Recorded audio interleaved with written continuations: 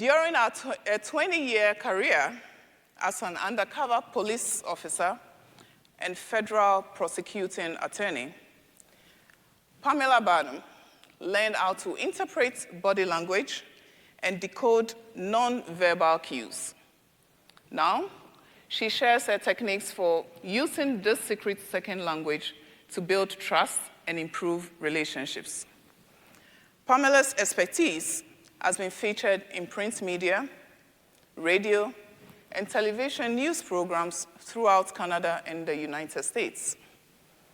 Her TEDx talks, What Drug Dealers Taught Me About Trust, and How Empathy Empowered an Undercover Cop, have been viewed more than 450,000 times and continues to attract praise and interest from around the world. Please welcome Pamela Barnum.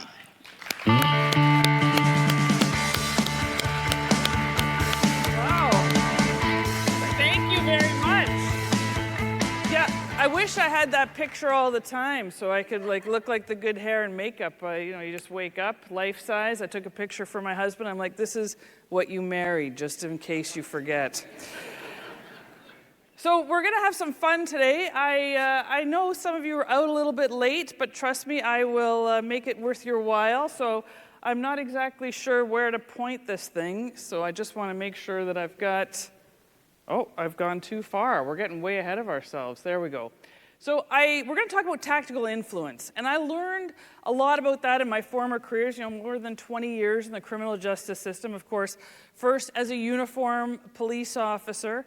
And there, I'd like to think I look as young as some of your scholarship winners. Oh my goodness, they're incredible. And it wasn't too long before, within about 3 years, I was recruited into a drug enforcement section where I spent a decade working deep undercover. So I would go live in a different town, different place, 10, 12 months at a time, different background identity. Hey, go start street level buy dope, come back. That was essentially my job.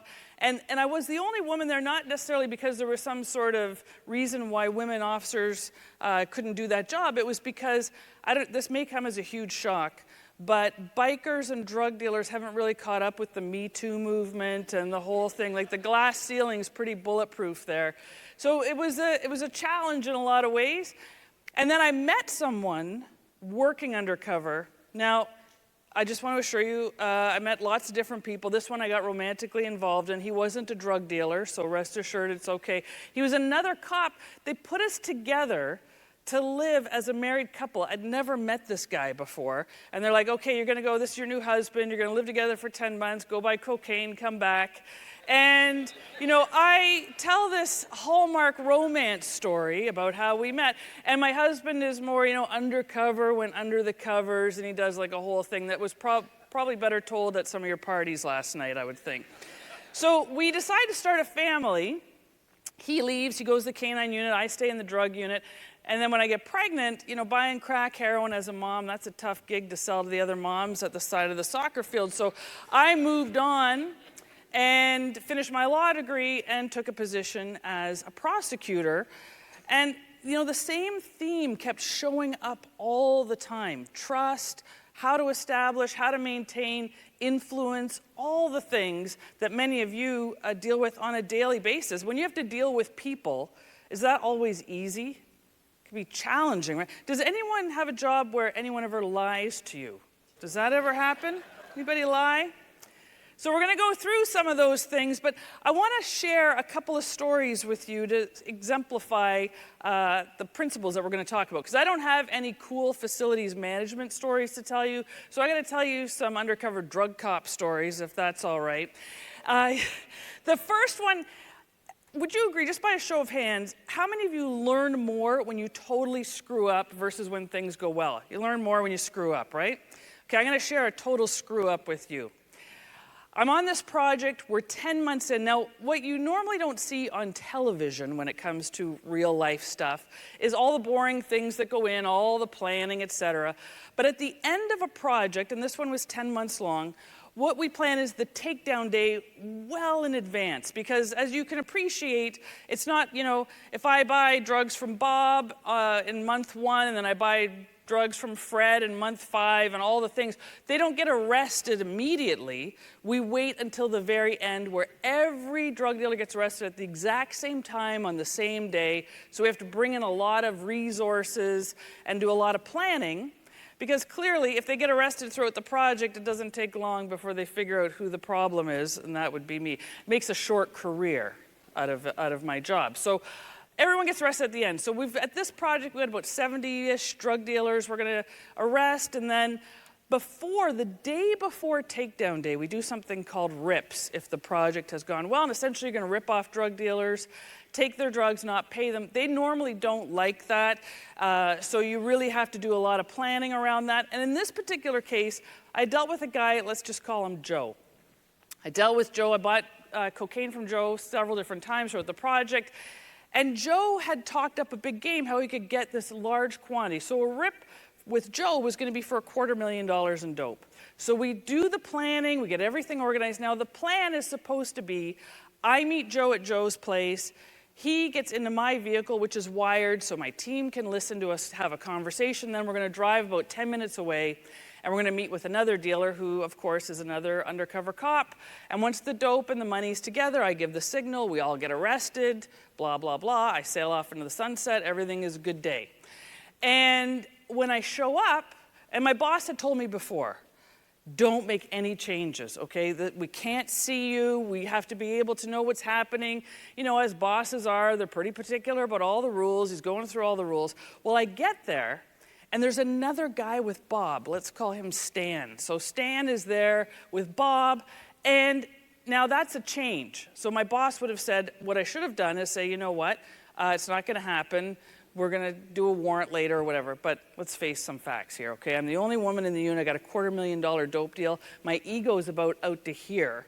Am I calling it off? Not a chance.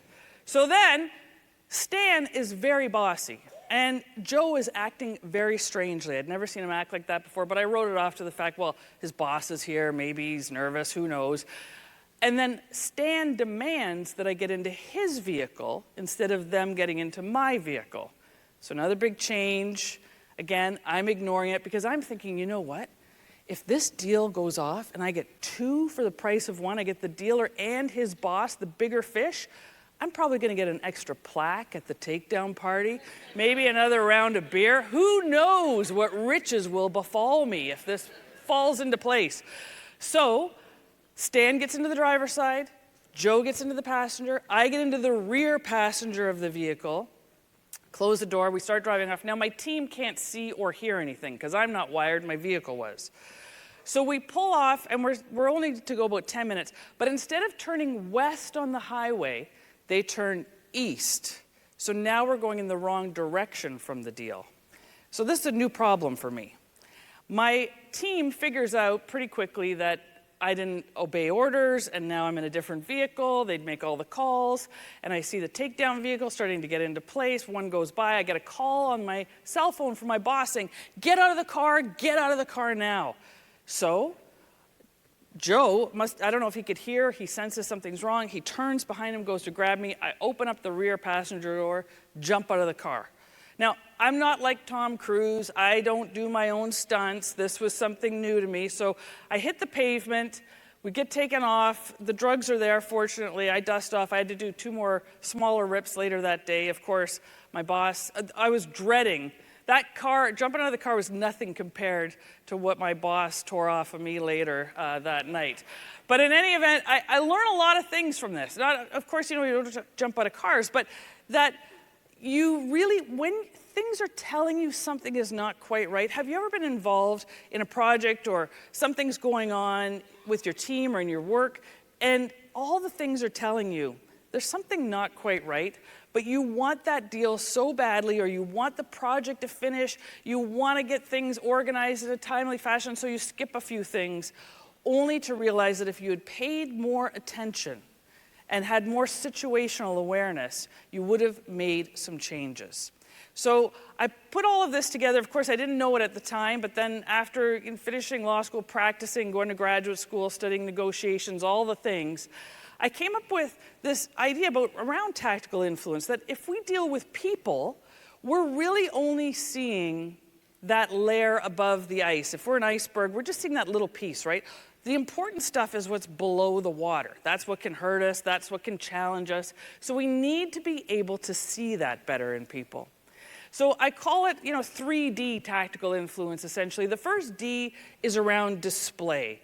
That's the only thing any of us have any control over. We can't control what the other person does. Oftentimes we can't control the circumstances happening around us. We can only determine how we show up and control that.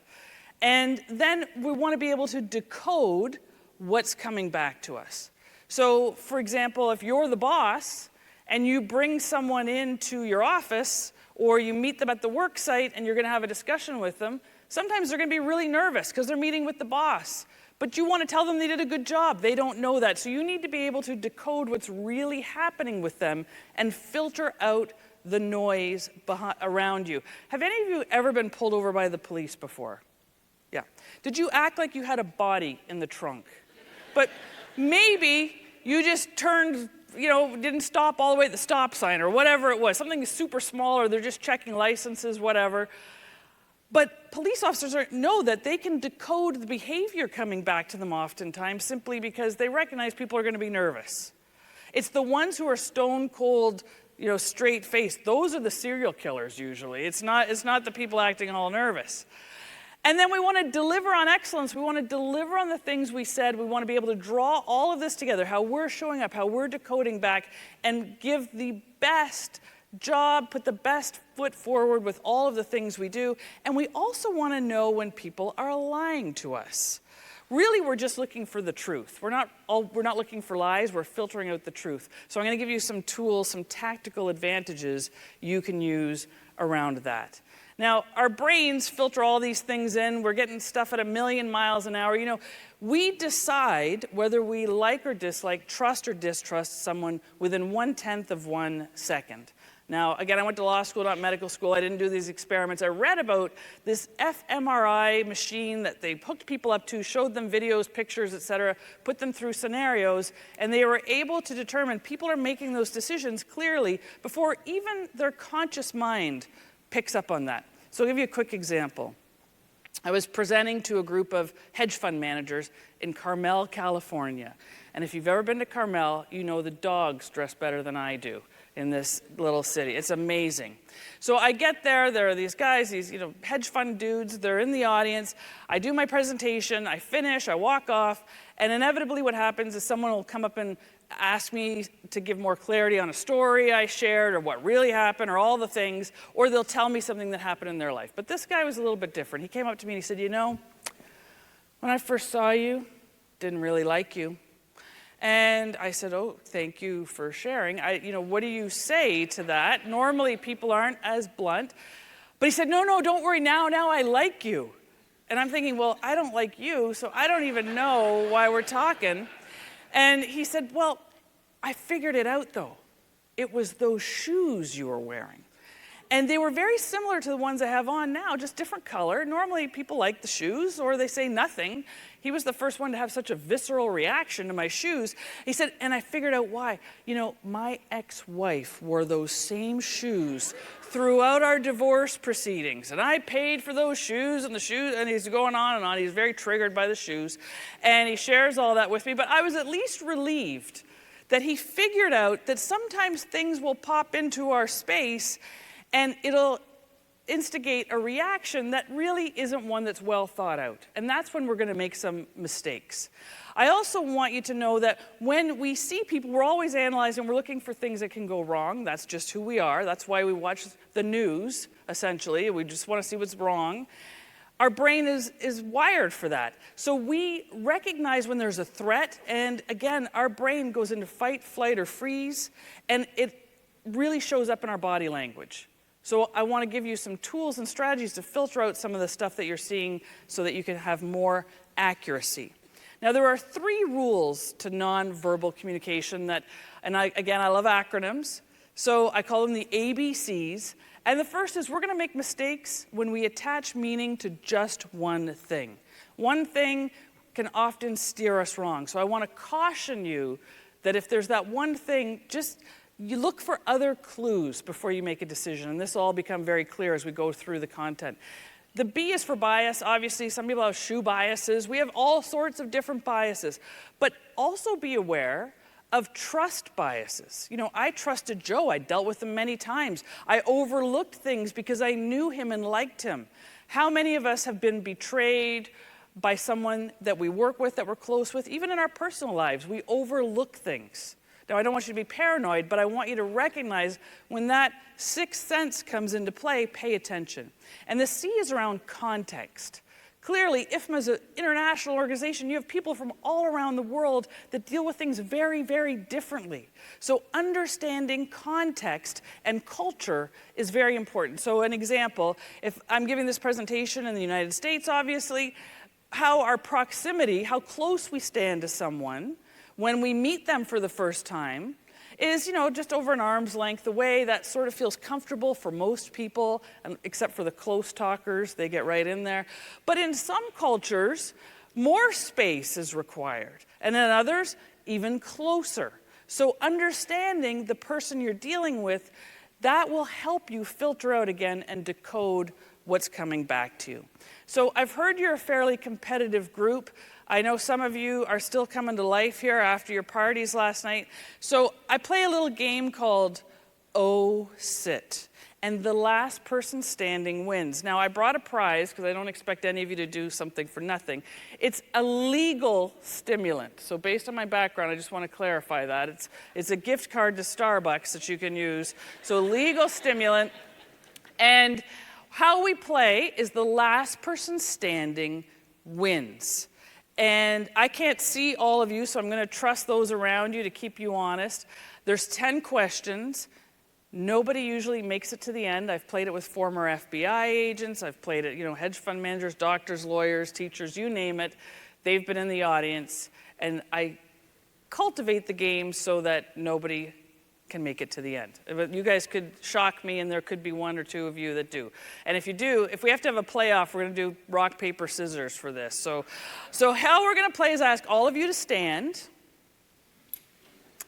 And as long as you can see the slides, that's what you really need to be aware of. You're going to choose A or B, true or false. I'll read out the question, and you'll raise your hand for the answer. If you're correct, you stay standing. If you are incorrect, oh, sit, you have a seat.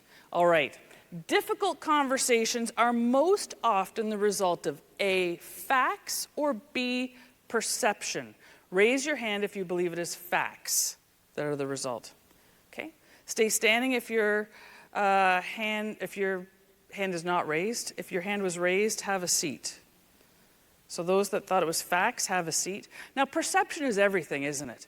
Perception is, you know, I was watching the news last night. You turn on one channel, and this is what's happening in the world. You turn the next channel, it's a completely separate set of facts that shows a completely different world. So facts are not as relevant. Difficult conversations are always the result of how people see things. And it's important for you to be situationally aware to be able to read those things. All right, people who display empathetic body language are viewed as more competent or better at their jobs. Raise your hand if you believe that is true. Okay, that is true. Stay standing if your hand is raised. Have a seat if it was not. Now, I didn't share what empathetic body language is. What is an example of empathetic body language? Anybody want to shout out an example?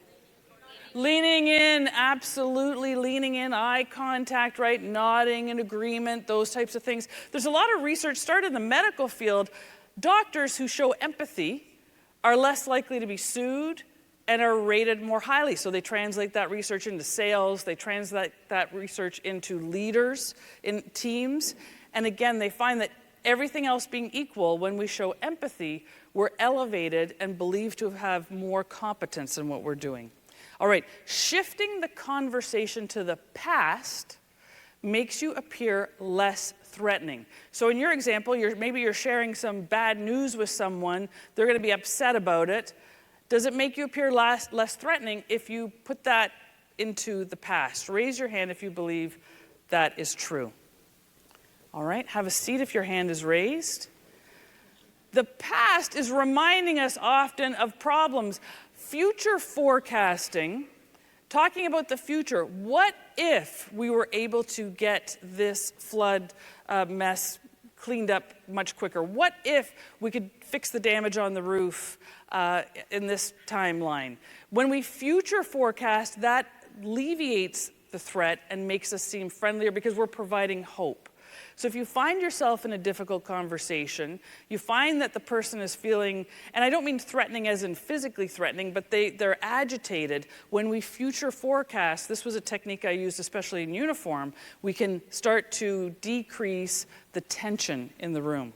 All right, people with deeper toned voices are viewed as more credible. Raise your hand if you believe that is true. That is true. Stay standing if your hand is raised.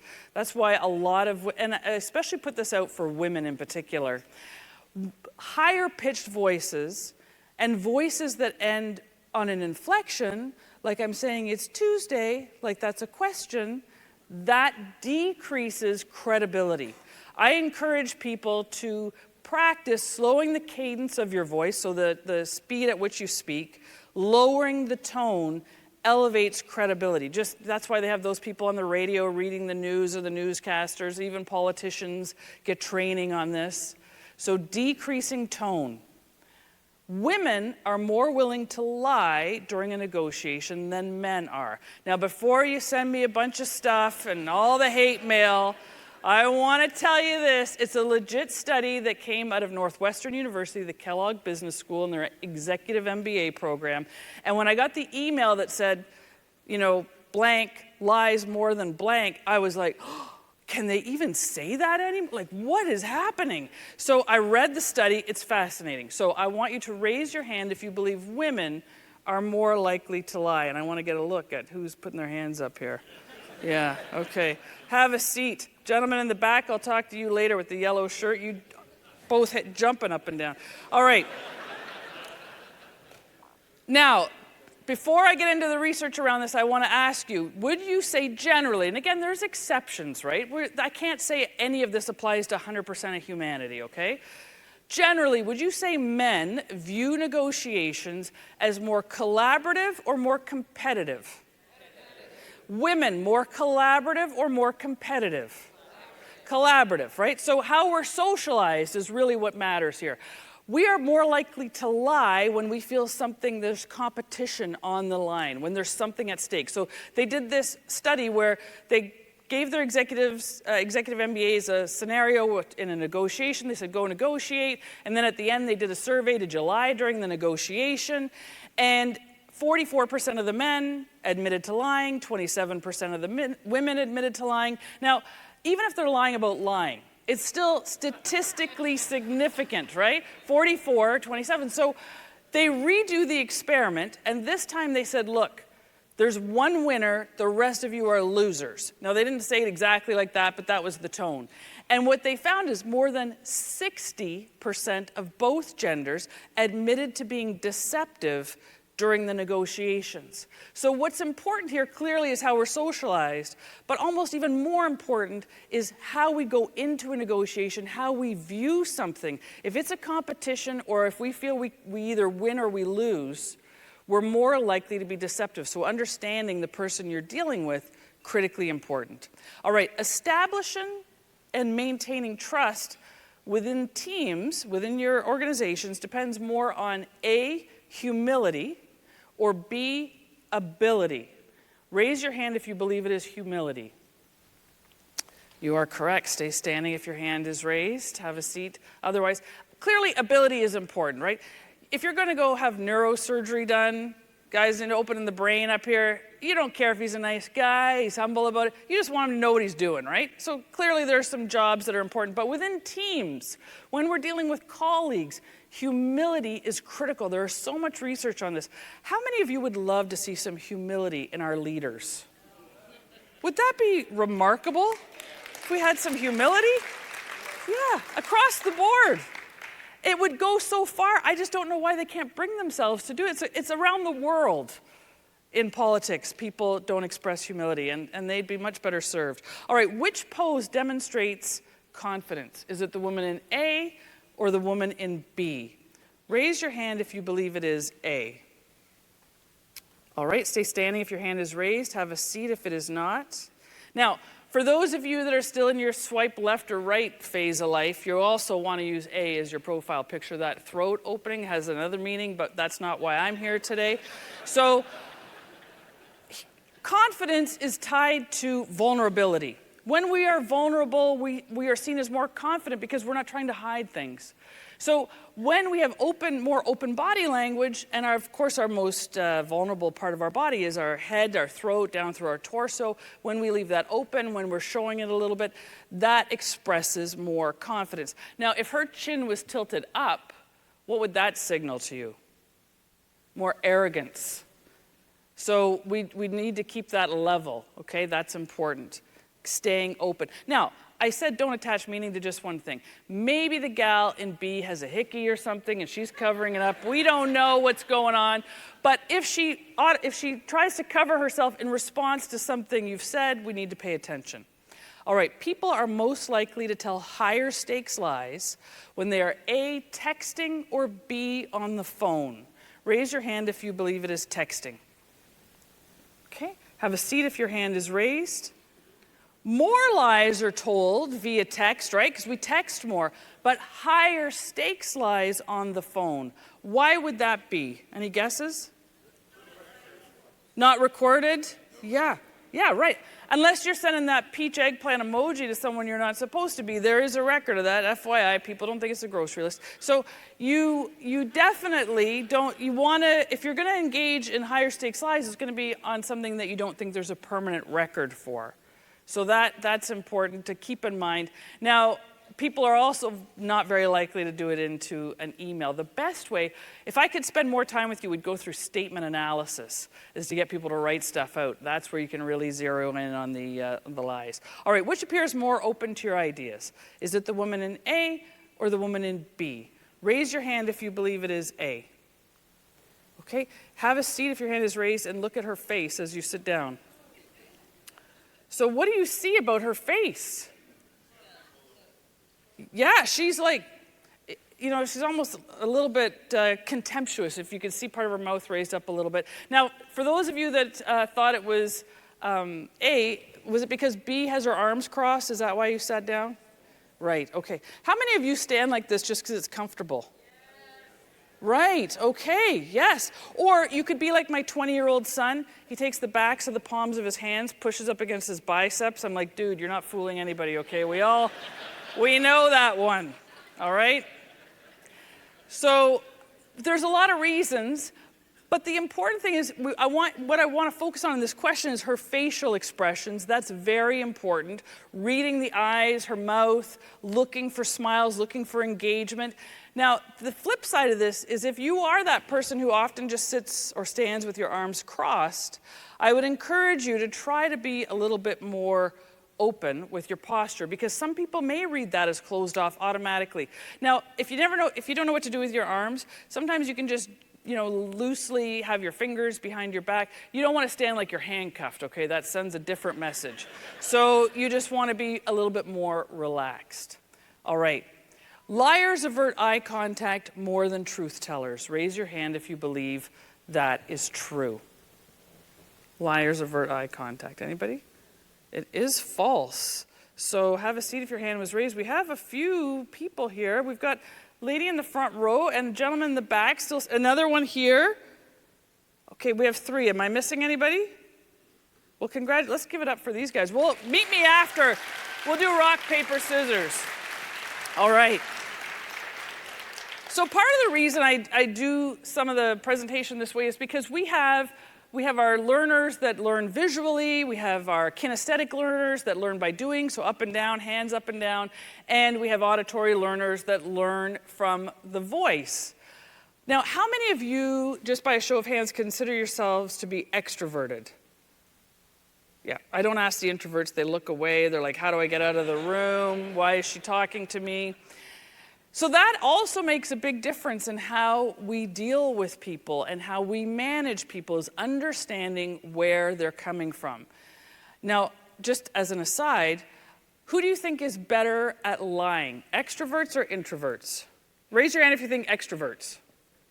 Yeah, they are better at lying. But introverts are better at detecting deception. They're better at taking more in. So again, understanding this is going to make a difference.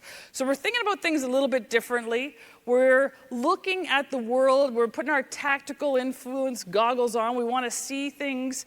So how we show up, as I mentioned, is critically important. That all starts with our mindset, right? Some of you may have woken up and you jump out of bed, do 50 push-ups. You're ready to start the day. Everything's going to be amazing.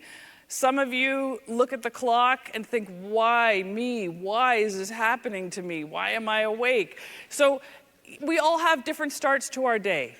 And oftentimes we bring some of that with us.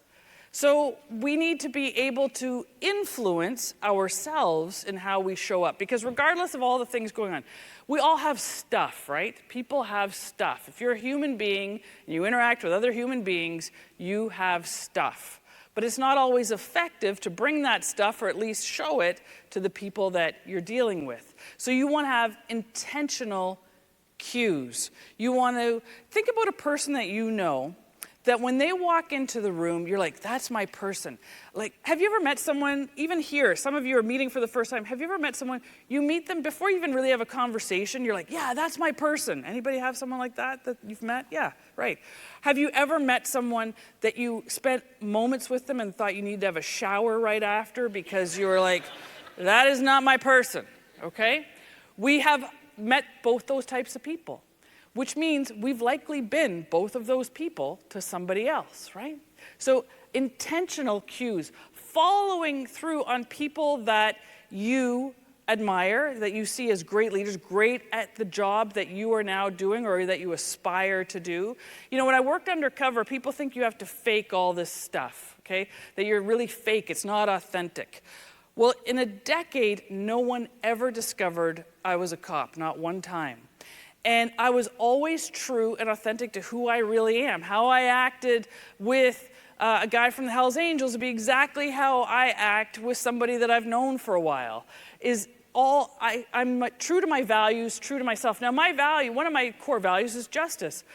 And I can tell you that a lot of the people I dealt with, even on the other side of the law, that's also their core value. They just interpret it differently. So when we express our values and we're true to those, we can be authentic to that. Our intentional cues are not artificial. They're real, and people respond to that. You can sense and smell a fake a mile away, right? You know, it's like those smiles you get when you get onto a United or Delta flight and they tell you they're real happy you're there. And you know by the look on their face they'd rather be anywhere but with you in that moment. So we can't fake that genuineness that we feel. People sense that. But we can be more intentional. We can be intentional in our posture. We can be intentional with the tone of our voice. We can be intentional with the things that we do. And how I remember this is through an acronym. So trust really exists at the crossroads of empathy and confidence. Too much of one, not enough of the other, will not elevate trust in the relationship. So we all know someone who's uber confident, but that's really their only trait, and they come across as arrogant, right? Or we have someone that expresses so much empathy that they treat social media as a therapy session, and you just want to give them Kleenex all the time because you think at any moment something's going to happen. Too much of one is not going to be effective. We need to balance. So I do this with an acronym, SUM. The S stands for smile, and it has to be genuine smile. And you know, some people can't smile because they've had so much stuff shot into their face. It's like they're frozen in time. They have challenges building trust too. There's actual research around that now because it's so prevalent.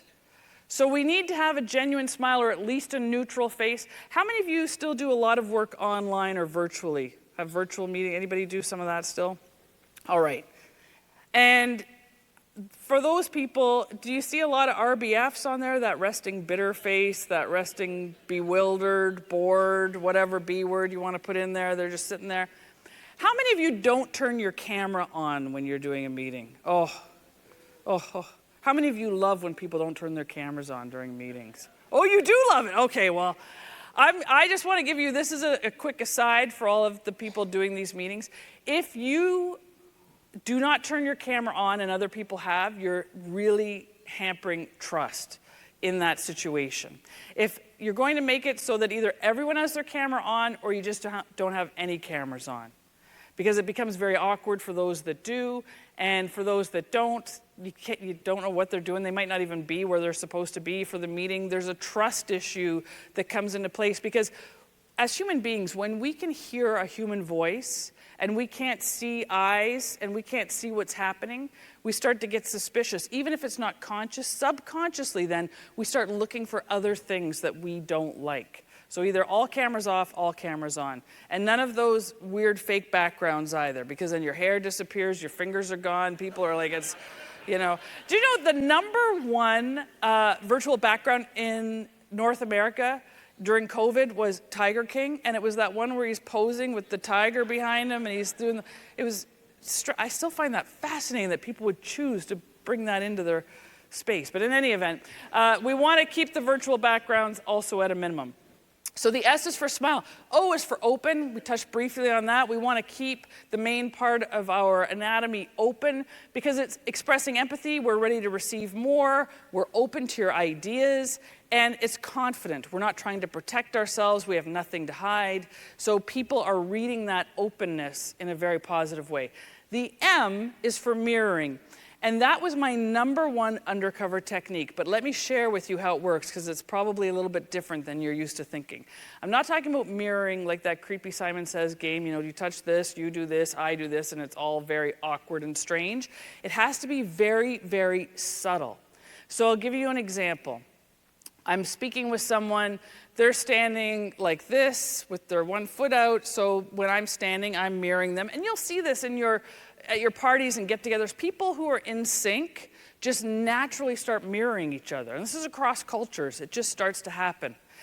And how I would test if it was the right time to bring up, you know, an issue, drugs, money, whatever it was, then I would test it. So if I'm standing like this and the other person is as well, then what I might do is just put the leg back and either position the other one or move my hands, and I would watch. And if within 20 seconds, because you can sort of feel, and 20 seconds is a long time. It feels like forever, but it's quite short. If they follow suit and then do the same thing, make an adjustment, I've got 1 check mark in my box. I'm looking for 2 check marks. When I get those 2 check marks and I weave it in throughout, you don't do it immediately, you gotta weave it, make it subtle, that's when I knew it was time to bring up a contentious issue. Is anyone in the room right now with their spouse or partner? Okay, so I can share this with you because you can take it home and try it on people. So if you want something the other person doesn't want, here's how you can influence them subtly. Okay, you're going to mirror their body language, and then you're going to do the 2 check marks and watch for that. And after you hit the second one, that's when you bring up that you want that new snow machine or barbecue. You want the new barbecue, you want to go on the cruise, you want to do whatever. You got to weave it, watch. You will see some magic happening. You can link in and tell me all about it later. All right, and then the E is for eye contact. Now again, this one is specifically culturally sensitive, okay? Because, you know, North America, Western culture, 60 to 70% eye contact is seen as more trustworthy, more relatable. Now, that's restraining order kind of stuff, right? Too much eye contact, that's uncomfortable. What about, I'm never looking at you? That also, maybe I'm disinterested, confused, who knows? There's a lot of things going on. But it is culturally sensitive because in some cultures, any sort of eye contact can be seen as disrespectful. So you want to understand the person that you're dealing with as well. So eye contact, critically important. Now, how do we decode that messaging that's coming back to us? Clearly, all the things I've talked about, you're going to be looking for that in other people. But we really want to get some clarity on how we can decode, really how to read the room. That's what we're looking for. Because Some people are great at this, and it's all around emotional intelligence. Decoding is really EQ. People with high EQ lead better teams, earn more money for their companies, earn more money personally, all the things. We want to be able to decode the messaging. How great would it be that if instead of walking away from a meeting or an interaction with someone where you're then playing it back in your mind, you're like, oh, if only I had done that, if only I had said that, if you could do it in real time. That's what we're looking for. That's how we decode more effectively. So clearly, I don't want you to think that I'm a total screw-up and that I never got all the things right. I want to share with you a little story where something went fairly well for me. So I'm working another project, and I had a dealer that I dealt with a couple of times, and we try to make at least 3 or 4 buys from each one just to show it's not a one-off. So I paged my dealer. Now, if any of you are too young in this room to remember what a pager is, I want you to keep that to yourself because the rest of us know. So back in the day, I would page the dealer, and I would either get a page back or I'd get a call with location, and we'd work out our little codes that everybody knows, and we'd set the deal. So I paged this guy, and then I get a phone call back from a completely different guy, which is very weird. Because in that line of work, people don't normally share their telecommunication products with each other. So I get a call from a different guy. I know nothing about this guy. I don't recognize his voice. So all I know is that I have a male on the other end of the line, nothing else. He gives me an address to come to in a part of town I had not gone to yet. And so we worked out, I was going there to buy some cocaine. We had worked that out. And I knew nothing about him, so I tell my team, okay, I'm going to this location, here's the address, and they said, who are you meeting with? I'm like, I have no idea. It's a guy. They said, how many guys? I'm like, look, I don't know. He didn't give me his date of birth and his social on the phone, okay? I just know it's a guy, and I'm going to this location. They said, all right, you've got 5 minutes. So from the time we see you exit your vehicle and get to the front door, because they wouldn't be able to see me going in, don't wear wires or anything, that's TV. And I get into the house, they were giving me 5 minutes. They said, if you're not out in 5 minutes, we're coming in. Again, who wants to be rescued by the cavalry when you're out doing your job? So I'm like, okay, no problem, 5 minutes. What could happen in 5 minutes? So I get to the front door of this house, and it's like, it used to be one of those beautiful Victorian homes, but it's in a part of town that has just fallen into disarray. And this place looked like it had been in a Stephen King movie at some point. Like, it was a creepy house. So I get to this house, I open the front door. Now, the guy had told me the door doesn't work at the front. It doesn't matter because we're up on the 2nd floor, and we'll either see you coming, we'll hear you coming, no problem. Just come up to the 2nd floor. When you get there, you'll see the door, and that's where we'll be. So I thought, okay, so I walk into the house. Now, for all of the facilities you've ever been in, have you ever walked into a place that had a smell? Let's call it human despair. Do you know that smell? Yeah. You know that smell. See, I can share. I talked to this with some other audiences. They're like, I don't know that smell. I'm like, that's good for you, but we know that smell. So you walk in, and the smell hits you, so it overwhelms a little bit. There's no light on the stairs. It's dark outside. It was around 2 o'clock in the morning. And I start going up the stairs. And with every step I take, it's like creak, creak, creak. And everything else is so quiet. And with each step I take, I'm telling myself, look, bought drugs hundreds of times, no problem, no big deal, in and out, no big deal. I'm terrified, but I'm trying to tell myself everything's going to be fine. So I get to the top of the stairs, and I go to knock on the door. And you know what it's like when maybe you go to your friends or family, you're just about to knock, and they open up the front door before you even get your hand up there, and it takes you by surprise a little bit. So the door opens, and there's light in the apartment. Not lights like here, just normal lights, but coming from darkness into light takes a moment for your eyes to adjust. So the guy who opens the door is easily a foot and a bit taller than me, probably a couple 100 pounds heavier. He's got the bandana, the biker vest, the chains, like the whole Sons of Anarchy wannabe look going on there. So he's at the door. And I walk in, and then from me to about the 1st or 2nd row here, there are 2 other guys sitting there with the coke, the drugs, and that's who I'd come to see because they're the ones with the product. The doorman closes the door behind me, completely normal, but then the deadbolt locks and the chain slides into place. That's not normal. Normally you don't get locked in. So I again, I can hear that, I sense it. The doorman's right behind me, I can almost feel him, he's so close. And one of the guys from the table gets up with the product that I'd come to purchase, brings the cocaine over to me, tells me it's going to be the best I've ever had. Just FYI, if you ever switch businesses and you get into that, they're all lying, okay? You gotta check that stuff. So he tells me it's all great, blah, blah. We had worked out the price. So I get the Coke, he gets the money, and as soon as he has the money in his hand, the chain comes off, the deadbolt unlocks, the door opens, and I left. So this is about month 3 into a 11-month project. And I didn't think much more about it. Project goes on. I buy from this guy a couple of more times. I'm not locked in the house next time. We do the deal, very quick, gone. Well, at the end of the project, when all the takedowns happen, this guy that had done the hand-to-hand deal with me, he decides he wants to be a whistleblower on his colleagues. Now, in that line of work, being a whistleblower is not a longevity decision. So he wants to go into witness protection. And WITSEC is really expensive. We don't like to do it. He's got to have big intel to give us if he wants to get a new life, new identity, all the things, and get off of these charges. So they tell me, okay, you're going to go meet with the project's long over. We're a few months in. I have to go meet with him before one of his court dates at a hotel where he's kept before his court appearances. So I show up. He's there. Now, when I first met him, I ask him, hey, do you remember the very first time we met? And then he goes off on a tirade. You can appreciate, I'm sure, I was not on his Christmas card list. He viewed me as the reason why his life had been, changed. He didn't take any responsibility for the fact that he's a drug dealer, but aside from that, he's very angry with me, so he gets it out of his system. And I asked him, why did you lock me in that apartment the first night? Because I was always wondering, that it just didn't seem normal.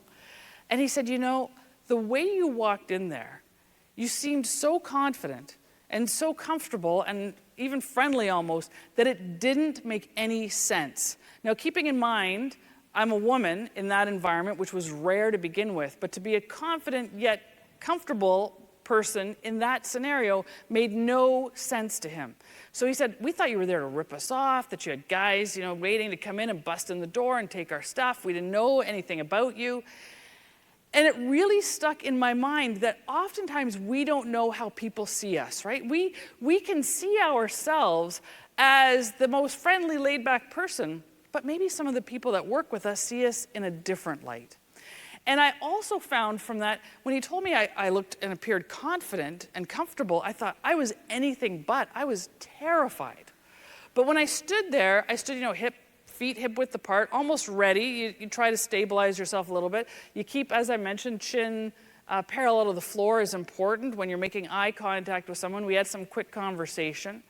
But I looked back at that and thought, I need to take those things that I did and also the priming that happened going up the stairs, reminding myself that I'd had successes in the past made a huge difference. There's a ton of research around that. So for any of you, especially those new in your career or new in your position, you're going to feel insecure. You're going to feel like you don't know what you're doing sometimes, a lack of confidence, but you don't want other people to see that. It's important to then remind yourself of all the excellent things you've done. And it doesn't even have to be related to the job at hand. It could be you graduated, you were successful in another career, you've done some things that you're proud of. Remember those things because they will show up in how you show up, and people will decode that messaging back in a very, very different way. So having this situational awareness, being able to read the room, understanding all of the things when we talk about the ABCs and keeping context and culture in mind, knowing how close should we be standing to someone, what's comfortable. Have any of you ever encountered a close talker? Yeah. Do you like that? No, you don't. What about when you shake hands with someone and you get a good handshake, a couple shakes, you make eye contact, you look away. Or do you ever have those people that shake your hand, it's like they've handed you a wet fish or something, it's just like right there? Or the person who grips you so hard and then slaps you on the shoulder or pulls you in, those types of things. We can tell a lot from handshakes. It's interesting because consensual human contact in the form of a handshake, it releases oxytocin, which is our trust-building hormone. And so we're better able to read that person. There's actually research around a handshake that, how many of you hire or fire as part of your positions? Anybody have? Okay. So they did this in an interview scenario, and they had the candidate shake hands with the interviewer coming in, and then they followed up 6 months later with the interviewer about who they hired. And they had surveyed them around the handshake. What was the handshake like? And they liked the handshake, they didn't like the handshake, all the things. When the interviewer scored people high on their handshake, that they liked it, it was a good handshake, they found that those people, it turned out, were more conscientious in their jobs. They showed up when they said they were going to show up. They did the things they said they were going to do. Now, we all maybe have a different interpretation of a good handshake. But that perspective that the interviewer gave and what they could read coming back, what they could decode coming back, turned out to be a long-term thing. Now, conscientiousness was the only thing that they were accurate on. But I think that's a huge thing. We want to hire people or have people in our team, in our world, that we can count on. And that contact gives us a lot of information. So it also gives us some perspective. When we're decoding, we want to know the situation that the person is coming from. We do a much better job when we can literally put ourselves in that person's shoes, when we can remember what it was like to be new, when we can remember what it was like to be dealing with some sort of tragedy within our own world about our property. When we have perspective, it changes everything. We are better able to show up in a way, so we can display in a way, and we can also decode in a way that makes us more tactical. Now, bringing all this together to be able to deliver on it is also important. So we want to understand why people are doing something. When we get that, when we can figure out why they're doing or saying something, and really giving people the benefit of the doubt. Have you found that since 2020, would you say people are more courteous or less courteous? Less, significantly less. That's why I've told my son, buddy, if you can just have good manners and focus, you're going to run the world. Like, that's what we're looking for. So being able to show up in a way and understand through that person's perspective, when we understand why they're doing something, and when, even if we strongly disagree with someone, we think they're completely wrong, if we can try to figure out why they're thinking that way, we're going to do a much better job at getting to our preferred resolution, to getting our way, to being tactical around that. So I met another guy at a party one night. I was working. I'd already bought Coke at the bar. I figured my work day was gone. But you know how sometimes you have to go to those parties after work or those social things, and sometimes you just don't want to, but you got to do it. So I got to do it. I got to go out to this house party afterwards. And I get there. I'm not in the mood to be there, so I'm thinking, okay, how can I get out? I'm looking around, I'm like, I'll be seen for 5-10 minutes, I'll leave. So I had gone there with a dealer that I had bought from at the bar earlier that night, and he told me about this party. So we go to this party, and there's a guy in the kitchen. It's one of those crowded house parties. Guy in the kitchen, again, he's got to be 6'7", 6'8", and he looked like if you took Chewbacca and Bigfoot and had a baby and dressed it like Duck Dynasty, that was this guy, okay? So he's all cammed up. He's got, like, you can only see his eyes because everything else is hair. And he's there. He's got this big fillet knife strapped to his leg. He's obviously a hunter of some description. So we get to this party, and he's dealing with the guy that I'm talking to, and he grabs a hold of him and pulls him up by the scruff of his neck, the dealer that I had dealt with, pulls out the fillet knife and holds it up to the guy's throat. And I'm thinking, okay, that's going to be a lot of paperwork. There's going to be like, I am the only cop here. Oh, what do I do? I don't have any special ninja moves. I got nothing. So I yell out in my best Australian accent, and forgive me if you're Australian, now that's a knife. You know, the Crocodile Dundee movie was big at the time. That's where the timeline we're talking about. So he drops the dealer. He starts walking toward me with the fillet knife. And just before he gets to me, he resheaths it, slaps me on the shoulder. I love that movie. Did you love that? What, do you like snakes? How do you feel about spiders? And he's talking about the whole movie. And we get this connection going, we're chatting. But in that conversation, he shared one thing with me that I've never been able to disprove. And that was People will only do things for one of three reasons. The first is obviously money. Excuse me, people will do anything. See, even thinking about that knife, it's got me choked up. People will do lots of things for money. They'll also do it for love or lust. That's a motivator. But the biggest motivator is respect. And when we feel disrespected, we will make decisions that maybe don't make a lot of sense. So we want to have respect. We want to demonstrate respect. We want to get respect back. And we do that in a number of ways. Manners, obviously, clearly. But think about in your own life, when you have felt disrespected.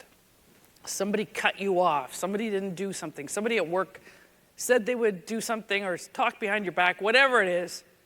We react very viscerally to that. And we need to be able to decode past that. Now, I mentioned that some of you may have some liars in your life. How many people in their workplace have people lie to them pretty frequently, and you know they're lying? It happens, right? Because we're good liars. How many of you have children? All right. How many of you told your kids when they were little, and they're telling you something, look me in the eye when you tell me that? Okay, you're teaching them to be good liars, right? Look me in the eye. We all know we gotta look in the eye. So we're training our kids to be liars. And we get really good at it. You know, spouses, oh yes, dear, you look great in that, all the things, right? We get good at lying. So we need to understand a baseline for people. So we have to have 5-10 minutes with someone where we're not talking about the issue at hand. So we can see how they respond, especially for those of you in positions of power. You want to know how people react because they're going to be nervous around you. So we got to filter that out. We have to have that baseline. You know, how was your day? How was the traffic getting here? All the things. What is something that someone would lie to you about in your job? What's a scenario? Costs, deadlines, what would something... Sorry, what was that? Status. Okay, status. So they're going to lie to you about, so you bring that up. Now, if you ask a question about that or you present something around status, that is called the stimulus, okay? And we need to have a reaction to the stimulus within 5 seconds. And we need to have 2 reactions to be reliable. First, in the first 5 seconds. So by the stimulus, I mean what the thing is that they do or what they say. So here is what deception looks like. I'm going to give you 3 and 3. So you have 3 things to look for, 3 things to listen for. Verbal, nonverbal disconnect, okay? I did not have sexual relations with that woman, okay? And as we nod yes. When we see someone saying something and doing the complete opposite with their body, or they tell you, do you understand the project? Do you understand what needs to be done? Absolutely, crystal clear, as they shrug their shoulders with no earthly idea. If and when they do that, you are looking to believe more often their nonverbal, their body language, because we can say anything we want, right? We say the words, people practice lying, but our body will often betray us. Hiding the mouth or eyes. When I was a prosecutor and I would ask someone on the witness stand a question, if they covered their mouth or covered their eyes before they said it to me, I paid very close attention because likely there was going to be some deception following. Most of us don't like to lie. This does not apply to psychopaths, sociopaths, and narcissists, okay? So they're about 3-6% of the population. We have to filter that out because they don't care if they're lying, but most of us don't like it, so we don't want the words to come out, and we don't want to see your face as we lie. I mentioned fight or flight. We feel stress when we lie. So our subconscious, our sympathetic nervous system, the blood drains from our facial area into our hands or our feet so we can either fight or get away, not literally, but figuratively. So now we've got someone scratching their nose, touching their ears, touching their forehead. If all of a sudden you ask the question about status or you bring it up and you start getting this reaction, pay attention to what they're saying next. So what does it sound like? Well, referral statements happen.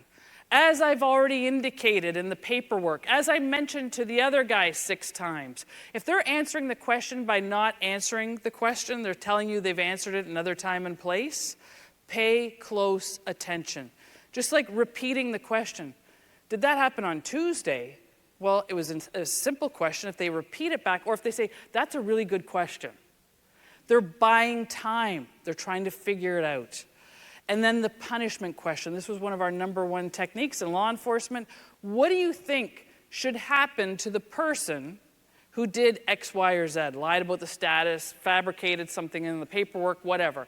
If they answer with, they should be drawn and quartered at high noon and never have another job again, that's an extreme. We treat that as a neutral. If they say, well, I think they should maybe get counseling or extra days off, maybe work from home every day or get a raise. Like if they start answering with a lenient answer, they're trying to tell you what they want to have happen if they get caught. Anytime I would ask a suspect what should happen in that particular crime, and they answered with counseling, I'm like, ding, ding, ding, all I need are your fingerprints at this point, like you literally did it. Never answer with counseling, okay? That's my advice to you today as former prosecutor and cop. So when we bring all of this back around, we have those techniques that we want to show up with us, our body language, how we speak, the things that we want to present to the world, keeping it authentic to who we are. We want to decode the messaging that's coming back more accurately, and we want to be able to deliver on that messaging. So I have all of the acronyms for you. I have the outline of what we talked about today. I also have 3 additional deception detection techniques. I don't send you anything. You just get the sheet right on your phone or whatever you do with it. You won't get emails from me and all that sort of thing, so you don't have to worry. Or you can skip by some stuff. That's perfect as well. But I appreciate your time and attention this morning. Enjoy this beautiful city and the rest of this incredible conference. And thank you so much for your time this morning.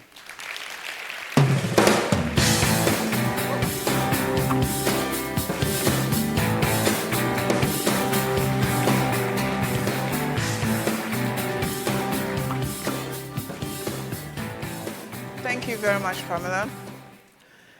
And thank you, everyone. I would like to invite all of you to the IFMA Central booth in the Expo Hall. We'll be hosting a meet and greet with Pamela Barnum. So if you have additional questions for her, please join us there. See you all there, and enjoy the rest of the conference. Thank you.